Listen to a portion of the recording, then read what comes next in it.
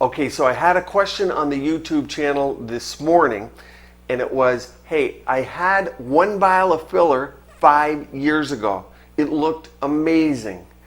Then I went somewhere else. The person went to a board certified plastic surgeon, had 4 vials of filler. So this is 5 years later, and saw no results at 3 months. And I said, well, that could be normal. It was done in the chin and the jawline. And I always talk about the chin and the jawline. Oftentimes people need 4 or 5 syringes. Now, I can't tell exactly what happened to this person. They could have got product that wasn't real. It could be a different product that metabolized quicker than they had before. It could be that their metabolism is more, but the most common thing, because a lot of fillers are more similar than dissimilar in terms of hyaluronic acid types, and I'm going to waste one today, so watch this, but the most common thing after 5 years is someone aged 5 years. Now that sounds weird, they age 5 years. Yeah, in 5 years you age 5 years, but not all 5 years are the same. And the reason is, when you're 20 and you age to 25, it's not a big deal.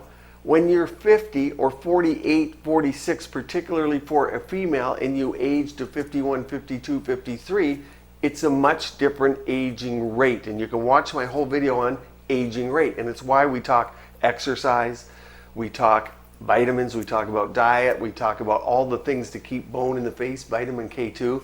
But I wanted to show what one vial of filler is so we know why this may have failed. Because 4 or 5 vials, yes, could get sucked up in the face, especially if there's a pre-jowl, hanging jawline, and you get osteoporosis. Not a lot of people talk about it, but bony changes make people look old. Fat and fat pads make people look tired, shifting of the fat pads. So let's look and see what one vial is. So here's a complete vial of filler that, yes, could be going into your face, but is now on my glove for the sake of showing people what one vial of filler is. So if I took 5 of these, I would make a teaspoon. 15 would make a tablespoon. 5 mLs, 15 mLs. But there's 1 ml of filler, and you can see if you put that in a face, a complete face, it's probably not going to do too much. It's probably going to get lost.